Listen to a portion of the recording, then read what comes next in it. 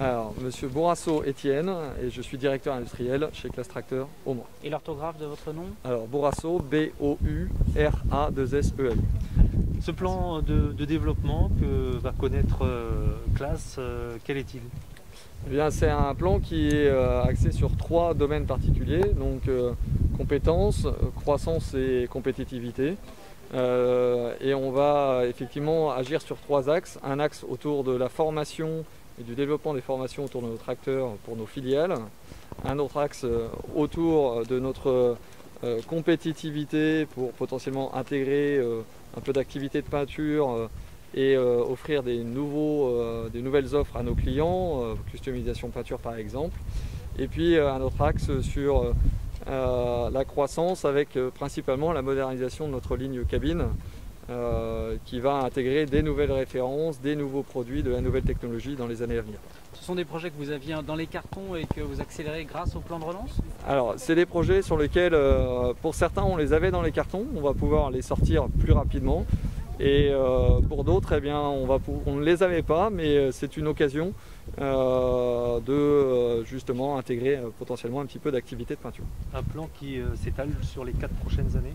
Alors, c'est un plan qui s'étale sur principalement les 2 prochaines années, donc 2021-2022, en termes de mise en place. Et puis après, on va pouvoir on va dire, en bénéficier sur 2023 à plein. Pour nos auditeurs qui ne sont pas des spécialistes, qu'est-ce que ça change de pouvoir réintégrer un peu de peinture sur le site? Eh bien, c'est surtout la maîtrise de la qualité de nos fournisseurs. On a des pièces qui viennent de multiples fournisseurs, de multiples horizons. Et donc ça va être l'occasion pour nous d'intégrer une activité pour s'assurer que la qualité de nos pièces peintes est au niveau attendu. Parce que là-dessus, il y a du progrès à faire, c'est ça? Là-dessus, il y a un progrès permanent à faire puisque nos tracteurs, allant sur des marchés de plus en plus demandeurs, on sait que c'est un point qui est regardé. Vous savez qu'un tracteur peut participer aux activités de déneigement, par exemple, où il est confronté à du sel. Et donc, on doit trouver des solutions, des technologies de peinture qui permettent de répondre à ces exigences. Dans la fabrication d'un tracteur, ce qu'il faut préciser, c'est que vous le faites quasiment, chaque modèle est unique. Oui, tout à fait. Chaque modèle est unique. C'est un des points clés autour de la compétence, mais aussi autour de la compétitivité. Offrir un produit unique au client qui répond parfaitement à son besoin. C'est un investissement fort de la part du client, donc il souhaite avoir exactement les options dont il a besoin, pas plus. Et puis, c'est un produit unique parce qu'on veut servir à travers du site du Mans, on veut pouvoir servir tous les marchés du monde.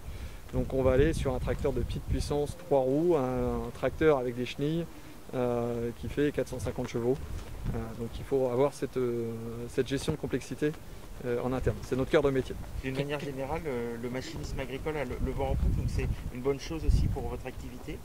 Oui, alors de manière générale, le machinisme agricole fonctionne bien en ce moment. Je pense qu'on sait que les agriculteurs, ils ont toujours tourné malgré la crise sanitaire. Ils ont été là pour nous, ils nous ont donné à manger tous les jours. Et donc c'est, je pense, la conséquence de ce dynamisme-là. On a aussi certains marchés qui ont des incitations aujourd'hui aux investissements sur l'agriculture. Donc ça permet de bénéficier de cet effet. Il y a une volonté d'aller plus loin de gagner certains marchés, de produire plus ici? Oui, ouais. Alors aujourd'hui on est Classe, pour le tracteur, on est principalement centré sur l'Europe. On a également une forte orientation sur les pays Russie, Ouzbékistan, Turkménistan. Mais on voit qu'on a du potentiel sur l'Amérique du Nord, l'Amérique du Sud. Et puis aussi sur certains pays où on est présent, mais peut-être pas assez, tels que l'Australie ou la Nouvelle-Zélande. Donc oui, il y a du potentiel pour Classe. Et quels sont vos objectifs?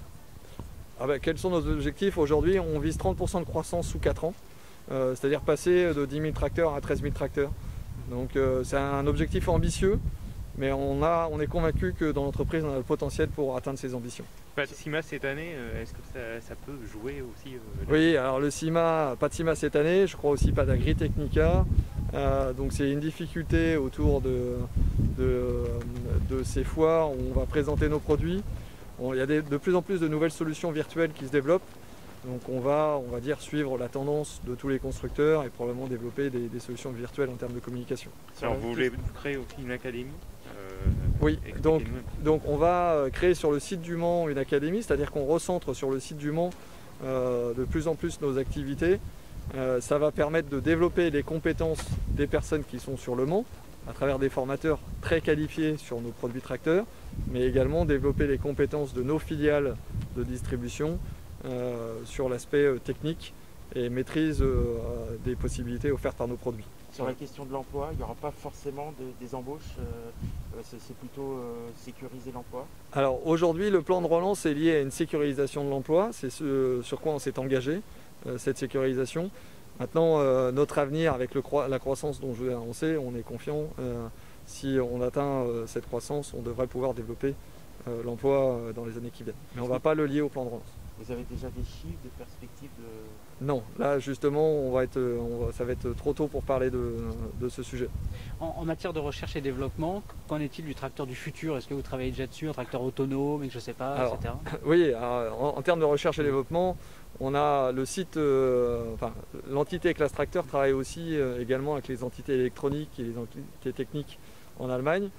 On a aujourd'hui de toute façon des tracteurs qui sont de plus en plus autonomes avec l'intégration d'activités de terminaux tels que les terminaux GPS. Donc aujourd'hui, développer un tracteur autonome, c'est une des possibilités. La question est de savoir s'il y a un marché, mais c'est une des possibilités, entre autres, qui est envisagée en termes de R&D. Donc beaucoup d'investissements sur ce qu'on appelle le pré-développement, pour justement voir aussi des systèmes alternatifs au gasoil. La question de l'empreinte carbone est de plus en plus importante au sein de nos sociétés, donc on se pose aussi ces questions-là. C'est sur un horizon plus profond et qui n'est pas lié au plan de relance. Justement, des tracteurs électriques, ça peut, à l'avenir? Alors, les tracteurs électriques, c'est par exemple des concepts qui ont été montrés par certains de nos concurrents. Tout est possible. Le tracteur électrique, il pose quand même plusieurs questions. La question, c'est les batteries. Comme tout le monde, on est quand même sur de la grosse puissance qui tire énormément d'énergie, mais on est aussi, un tracteur seul ne fait rien. Et donc il faut avoir l'outil à l'arrière du tracteur qui est adapté à cette puissance électrique. Donc je pense qu'il y a des concepts un peu différents qui se développent autour de l'électricité, qui sont plutôt des véhicules autonomes sur une activité dédiée. Bon, je pense qu'il y a énormément de potentiel sur le machinisme agricole, mais tout le monde se cherche un peu sur la bonne voie qui répond bien aux besoins de nos clients. Voilà. Merci. Merci beaucoup.